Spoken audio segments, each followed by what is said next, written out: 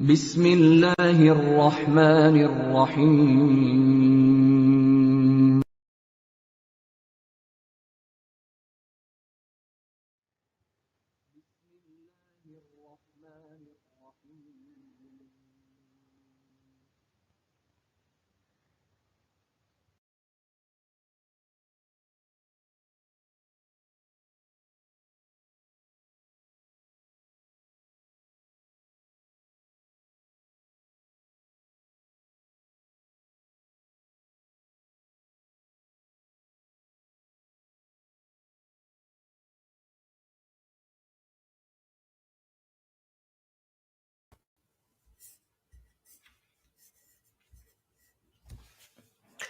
Assalamu alaikum. Today it is Thursday, the 4th of November 2021, and in our series Reflections on the Holy Quran, this is broadcast number 274. And we are looking at chapter 2, Al-Baqarah, verse 94, and this is the sixth broadcast in looking at the meanings of the words of that verse. Just to remind you that this organization was created by Hazrat Mirza Ghulam Ahmad Sahib, and he taught us that although people say that now at least one more prophet will come, the Holy Quran says that the Holy Prophet is Khatmun Nabiyyin, and the Holy Prophet explained its meaning by saying, Ana Khatmun Nabiyyin la Nabiy Abadi. That there I'm Khatmun Nabiyyin and there is no prophet after me. So now no prophet is going to come, whether old, new, or in. That's it. But from time to time, reformers, Mujaddideen, will come to reform the actions and so on of the beliefs of the Muslims, who over a passage of time would fall in error, and that will give rise to a difference of opinion. But the Holy Prophet Muhammad warned us against what people do, and that is that on differences of opinion, they start calling each other kafirs and so on and so forth. Hazrat Mirza Ghulam Ahmad pointed out that the Holy Prophet had said that if one reciter of the kalima says to another reciter of the kalima that you are a kafir, then it's the person saying it who's closer to this heresy. So we should be careful and not call a reciter of the kalima kafir. And Hazrat Mirza Ghulam Ahmad also said that although people say that some of the prophetic revelation is missing from the Holy Quran, like Ayah Rajam and Surah Walayat, nothing is missing from the Holy Quran. No prophetic revelation is missing from the Holy Quran. Similarly, he pointed out that people say that some verses of the Holy Quran have been abrogated. And he rejected that. He said no verse of the Holy Quran was, is, or ever shall be abrogated. And most important of all, I mean, all these things are important. Hazrat Sahib said that jihad is a duty of every Muslim. But he also pointed out that this is jihad as defined by the Holy Prophet Muhammad. not by you or me or some jurist or Maulana or scholar. When he was returning from fighting, the Holy Prophet said that from minor jihad, we now return to the major jihad. So he then went on to explain that major jihad is jihad bin nafs, a struggle against your own inner self to reform it and to purify it. So with that, let us turn to what we're going to talk about today, which is, as I said, chapter 2, verse 94. أعوذ بالله من الشيطان الرجيم بسم الله الرحمن الرحيم قل إن كانت لكم الدار الآخرة عند الله خالصة من دون الناس فتمنوا الموت إن كنتم صادقين. Say, if the abode of the hereafter with Allah, especially for you, to the exclusion of the people, then invoke death if you are truthful. So today we'll look at the word mauta and fadikin. In is just a connecting word. Kuntum we looked at on the 20th of October in broadcast number 267. I won't repeat that here.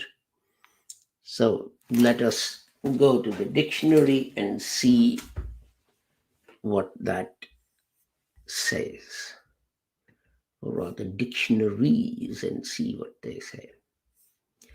The first word, al-maut, its root is mim wa pa, and it occurs in the Holy Quran.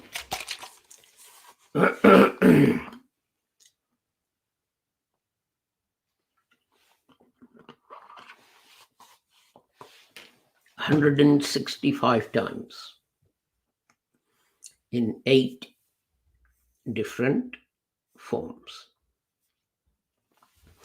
50 times as maut, the noun. 39 times as mata, and 38 times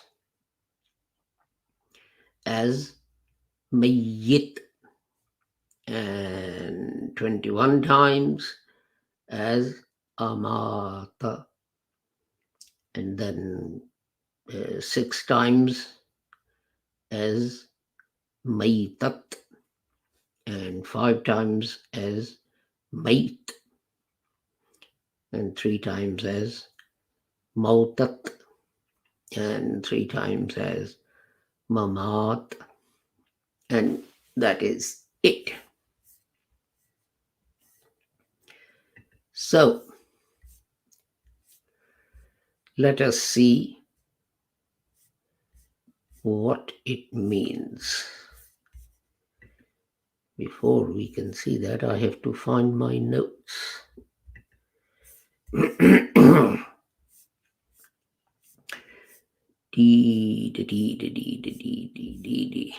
Where are we? Here we are, I think. Yes, here we are. So, as I've said frequently,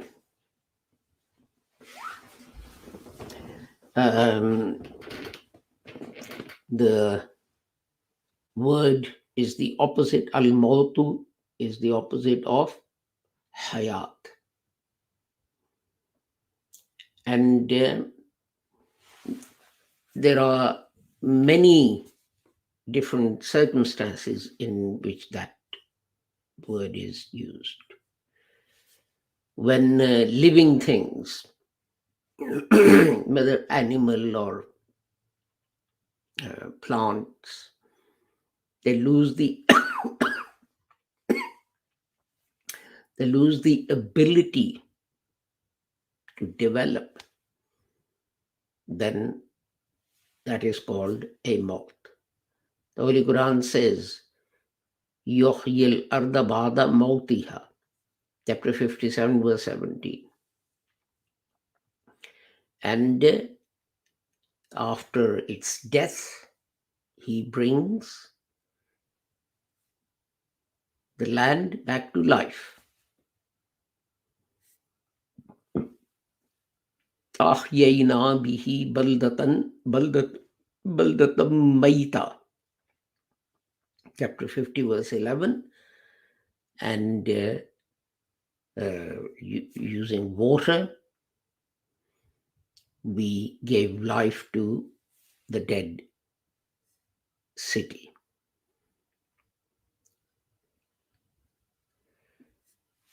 And another meaning is when your ability to feel something, you lose that. The word maut is also used there. Ya laytani mittu qabla haza, chapter 19, verse 23. I wish that I had died before this happened. This was Mary. So she's praying that something that had happened. She was bearing the pain of childbirth, and she's saying she wished that she had lost that feeling before that happened. And a third situation in which it is used is when there is ignorance, or people are ignorant, and they are called dead. Avaman kana maitan fa yaina, chapter 6, verse 122. He was dead and we brought him back to life. It doesn't mean to say that physically this person was dead, that he was ignorant. Intellectually he was dead. He was brought back to life. How? Because he was given the knowledge and the intellect and understanding. And the same expression is used in another place. Inka la tusmi'ul mauta, chapter 27, verse 80. There's no doubt that you can't make the dead hear. So dead means intellectually dead. That and this happens that you might have experienced this, that you're trying to explain something, but some people are just not prepared to listen or hear or understand what it is you're trying to do, however hard you try. And then the word maut is also used for sleep. For example, chapter 6, verse 60, it says, وَهُوَ الَّذِي يَتَوَفَّاكُمْ بِاللَّيْلِ. And he is the one who takes your souls at night. He takes your senses, consciousness.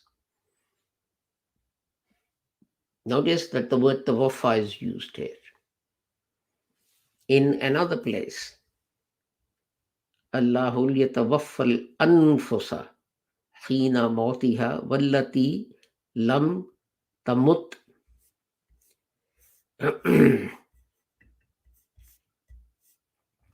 fi manamiha.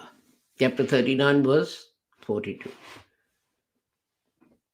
And when people die, Allah takes their souls. And those who are not destined to die, or those who are not dead, He takes their souls while they sleep. Now, where the same word is used for Jesus, there is so much debate and so on to try and show that it means that Jesus was bodily taken up to heaven, and people say, well, it means taken whole. So what about here when God says, when you die, I cause the wafa? Does it mean that God bodily takes people up to heaven when they're sleeping? Of course it doesn't. And that was the argument that Hazrat Mirza Ghulam Ahmad Sahib used. He said, when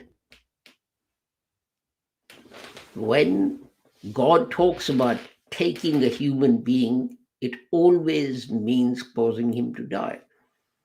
And in fact, Ibn Abbas, he said this, it's in Bukhari, that in this verse related to Jesus, instead of tawaffa, read maut, mumitaka.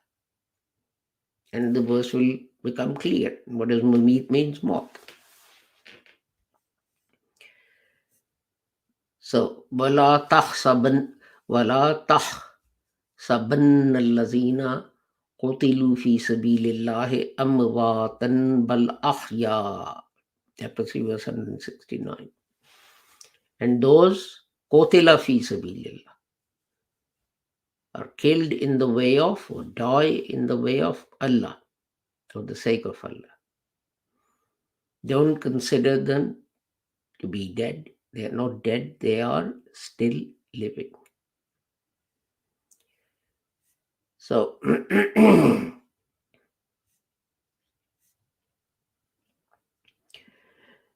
and you also have a situation where maut is also used to mean a loss of strength and ability and capability. So that, these people are not actually physically dead, but they have lost the ability, to do things or to develop or to grow and so on.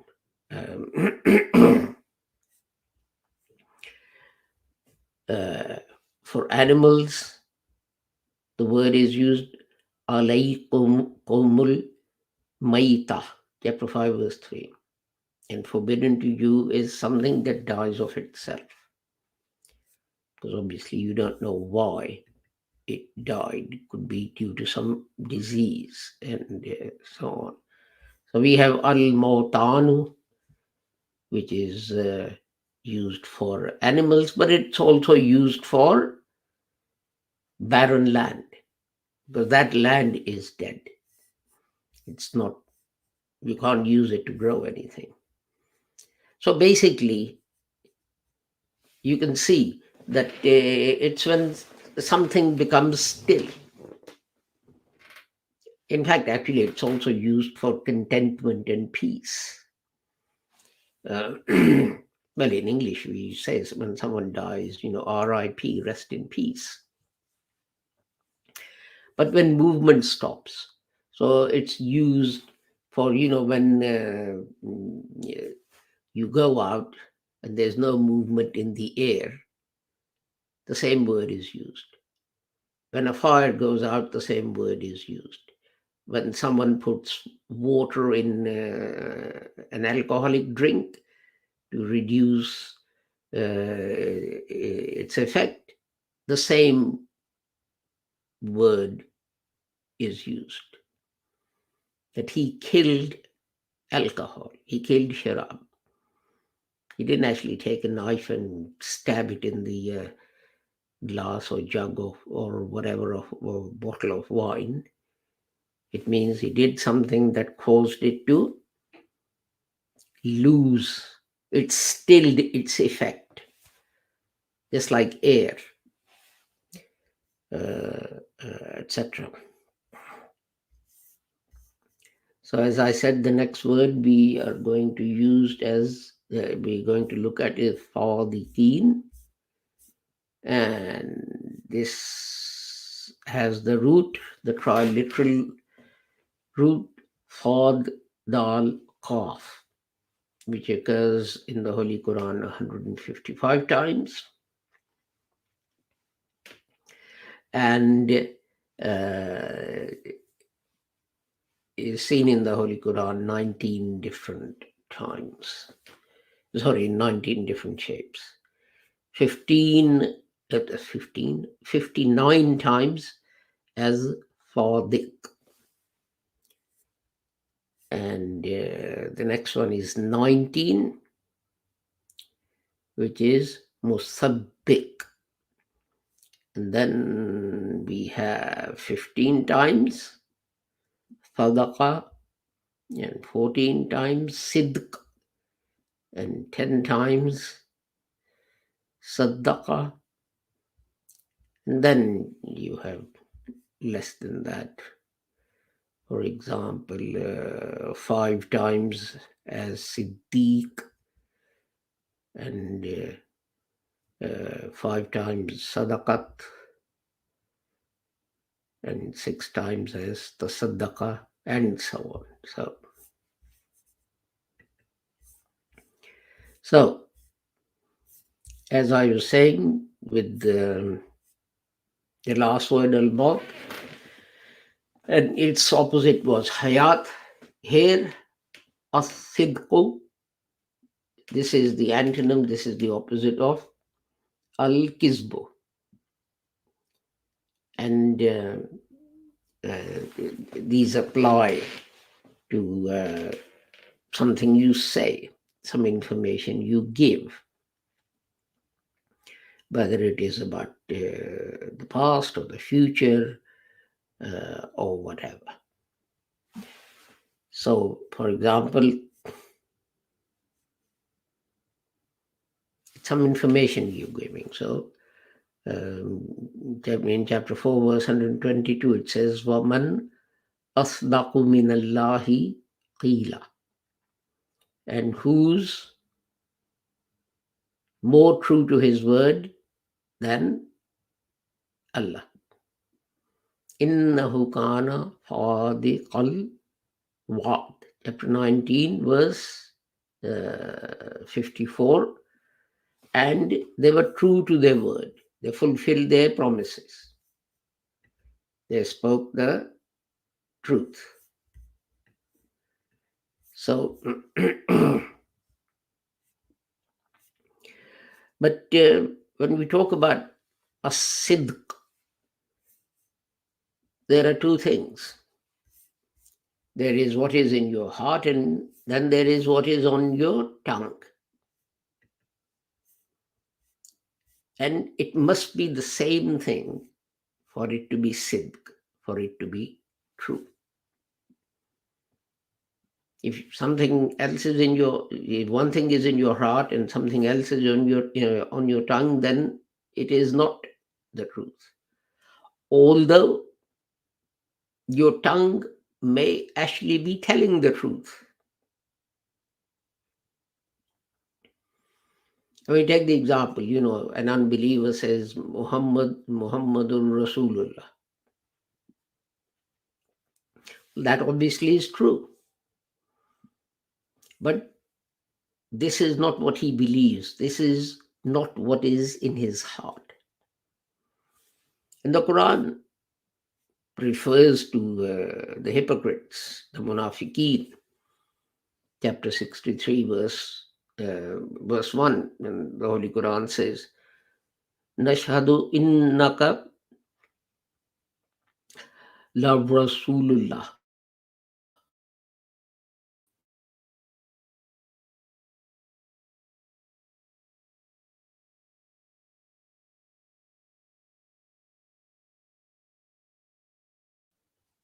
And we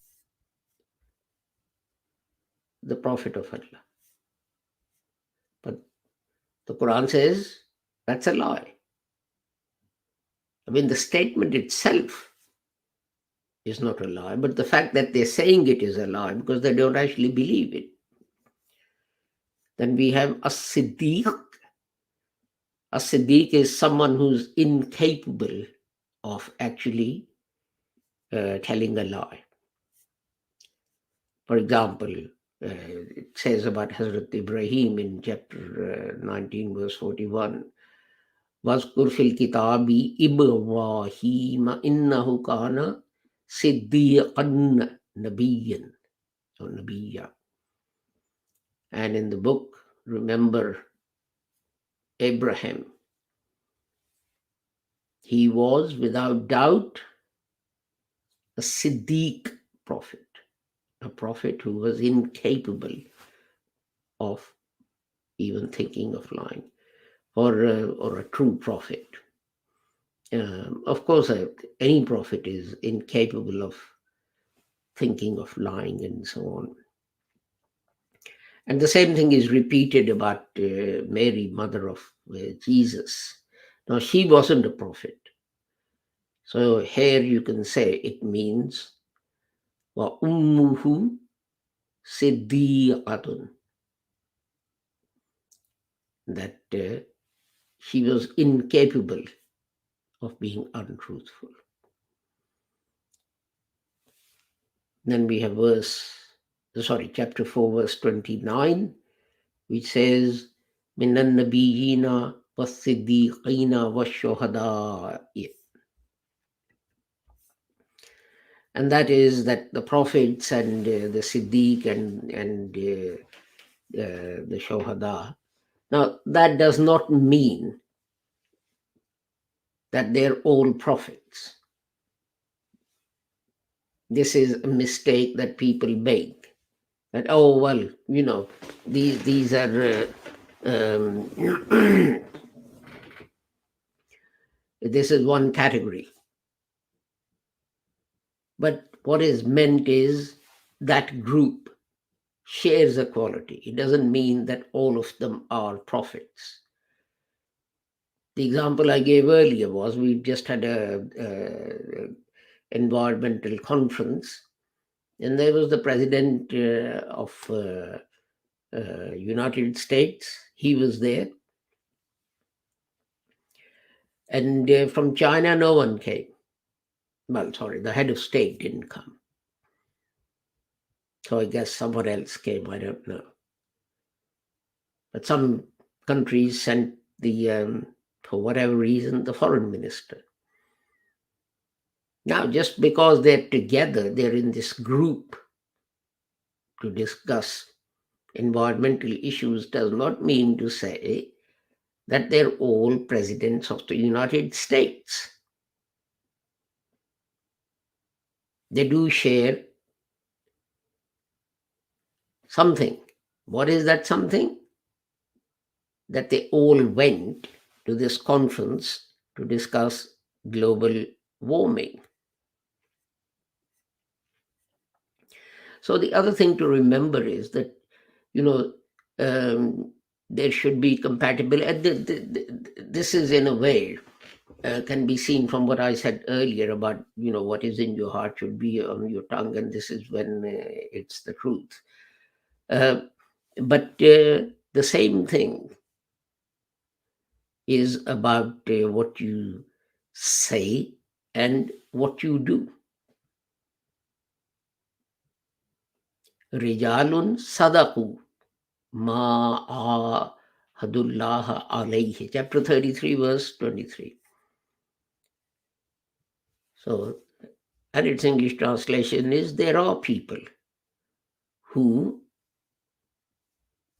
when they make a promise with Allah, they show in practical terms that what they said was true. That is that, they fulfill this. And the example I give with this is that we are required to give zakat. And with the tongue, we always say, yes, yes, yes, yes, we must give zakat, and so on and so forth. And, 5 pillars of Islam, blah, blah, blah. But when it actually comes to doing it, we don't do it. We find all manner of excuses to avoid having to pay the zakat. So if that is the case, then we are not Siddiq. Because zakat is a pillar of Islam, we promise God that we'll pay zakat, and then we don't do it. How can you be Siddiq? How can you be truthful? So you can lie with your actions. You may not lie with your tongue, but you can lie with your actions by not doing what you're supposed to do. So with that, I rushed it a bit to try and go through and finish the whole of this verse today. But as I said, these words occur many times in the Holy Quran, and so we'll come across them later on. Tomorrow at 1 p.m. we have our Friday sermon, which is delivered in the English language, and then on Saturday we have a broadcast over a WhatsApp group called Pure Discussions. That is in Urdu, and the topic for that is that the Holy Prophet Muhammad was Ummi. Does it mean he could not read or write? So with a prayer that whoever you are and wherever you may be, may Allah keep all of you safe and sound and free from harm. Assalamu alaikum, Khuda Hafiz, and goodbye.